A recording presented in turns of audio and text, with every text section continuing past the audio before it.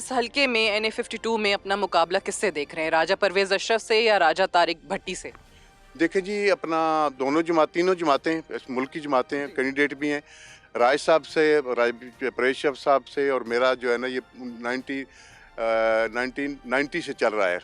5 election میں ان سے جیتا ہوں، 1 الیکشن یہ مجھ سے وہ جیتے ہیں، تو یہ تو سلسلہ چلتا رہا ہے۔ تو پی ٹی آئی کا ابھی کوئی چانس نہیں، ان کے ساتھ مقابلہ ہو سکتا ہے، لیکن مقابلہ اس طرح انشاءاللہ ہوگا کہ اس دفعہ بھی ہم جس طرح میں 2013 میں ان کے وزیر اعظم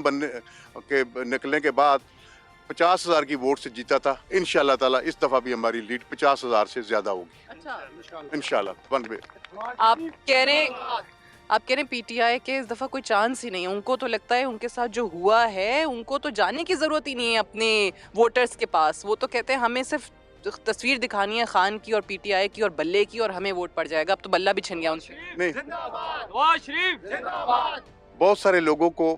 ریئلائزیشن ہو چکی ہے کہ ایجنڈا کیا ہے، تو یہ تو 8 فروری کو ہی پتہ چلے گا، لیکن مجھے بالکل یقین ہے انشاءاللہ تعالیٰ کہ گجر خان کے عوام انشاءاللہ تعالیٰ اس دفعہ میاں نواز شریف صاحب پہ اعتماد کریں گے۔ آپ کو لگتا ہے کہ واقعی نواز شریف صاحب چوتھی بار وزیر اعظم بن جائیں گے، یا بہت سارے ہمیشہ سے پاکستان کی سیاست انپریڈکٹیبل رہی ہے، سرپرائزز ملتے رہتے ہیں؟ زرداری صاحب پہلے تھوڑا ناراض نظر آ رہے تھے، آج کل وہ بھی خوش ہیں، تو ایسا تو نہیں پیپلز پارٹی کوئی آپ کو بڑا سرپرائز دے جائے؟ نہیں، پیپلز پارٹی کا سرپرائز بنتا نہیں، سندھ میں شاید سندھ میں بھی ان کی مشکلات ہیں، لیکن پنجاب میں پچھلی دفعہ ٹوٹل 5 سیٹیں تھیں قومی اسمبلی کی، اور اسی طرح 7 یا 8 سیٹیں تھیں صوبائی اسمبلی کی، وہ اس سے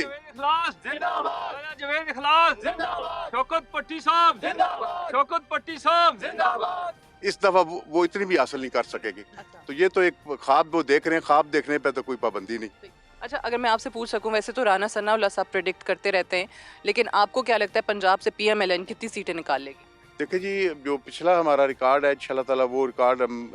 ہمیں امید ہے کہ ٹوٹے گا۔ 100 سے زائد نشست انشاءاللہ تعالیٰ پنجاب سے پاکستان مسلم لیگ نون جیتے گی، 100 سے زائد انشاءاللہ تعالیٰ۔ منشور آپ کا PMLN کا وہ کیا ہے؟ عوام میں آپ کارکردگی ماضی کی تو دکھا رہے ہیں، آنے والے دنوں کے لیے اگر جیت جاتے ہیں، حکومت بن جاتی ہے، اس کے لیے کیا وعدے کر رہے ہیں؟ دیکھیں جی، اس میں ایک تو ملک کے اندر بے روزگاری ہے، مہنگائی ہے، اور یہ صرف ختم ہوگی انڈسٹریلائزیشن سے۔ آپ کو پتہ ہے کہ اگر نواز شریف رہ جاتے تو اس ملک کے اندر 7 انڈسٹریل زون جو ہیں یہ مکمل ہو جاتے ہیں۔ ML1 جو بہت بڑا پروجیکٹ ہے اس ملک کے لیے، یوزفل ہے، ریڑھ کی ہڈی رکھتا ہے ریلوے کا جو ہے،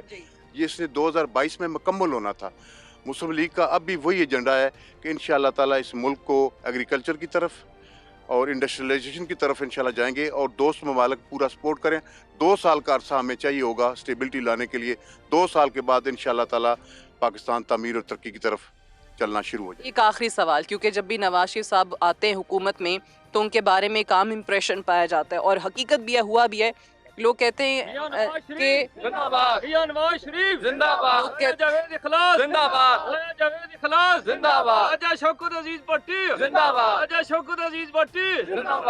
تو لوگ کہتے ہیں کہ جب نواز شریف صاحب آ جاتے ہیں اقتدار میں تو ان کی اداروں سے ایک خاص ادارے سے لڑائیاں ہو جاتی ہیں، سو اس دفعہ کیا واقعی نواز شریف چینج ہو کے آئے ہیں؟ اس دفعہ کوئی لڑائی کے امکانات نہیں ہے، کیونکہ ان کی تقریر میں غلطیاں سب سے ہوئی ہیں، ہم یہ مانتے ہیں، لیکن ہم نے غلطیوں سے سبق سیکھ لیا ہے۔ اب انشاءاللہ کوئی لڑائی نہیں ہوگی، مل کر چلیں گے اور اس ملک کو مضبوط کریں گے، ملک کے دفاع کو اگر نواز شریف اس وقت ایٹمی دھماکے نہ کرتا تو آپ پھر دیکھ سکتے تھے کہ جو آج فلسطین کا اشر ہو رہا ہے، جو ایران، عراق، لیبیا، مصر، شام، اردن، کشمیر میں جو ہو رہا ہے، جو انڈیا کر رہا ہے یا دوسرے ممالک کر رہے ہیں، اگر وہ تحفظ نہ ہوتا تو آج ملک کا کیا حال ہوتا۔ تو نواز شریف نے اس وقت بھی ایک دلیرانہ کام کیا، اور $5 ارب کے عوض جو ہے وہ قوم کی تقدیر نہیں بیچی، ایٹمی دھماکے کیے۔ آج پاکستان ایک مضبوط ترین دفاع کا مالک ہے، اور انشاءاللہ تعالیٰ اس کو آگے بڑھائیں گے، اس دفاع کو مضبوط کریں گے، عوام کے ساتھ رابطہ رکھیں گے، اور تعمیر اور ترقی کا دور انشاءاللہ دوبارہ شروع کروائیں گے۔